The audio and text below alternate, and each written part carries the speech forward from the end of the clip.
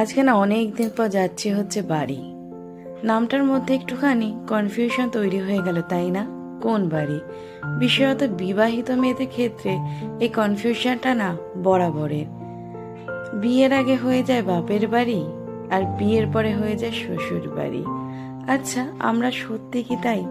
যেখানে বড় হলাম, থাকলাম, পড়াশোনা করলাম, বিয়ের পরে হয়ে গেল বাপের বাড়ি, আর চলে গেলাম আরেকটা বাড়িতে, যেখানে গিয়ে নিজের একটা জায়গা তৈরি করলাম, সেই জায়গাটাকে ভালোবাসতে শুরু করলাম, তাও সেটা শুনতে হবে শ্বশুর বাড়ি।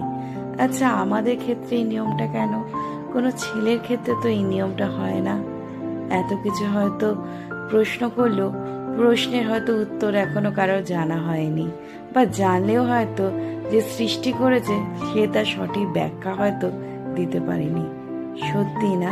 কি অদ্ভুত, তাই কি না?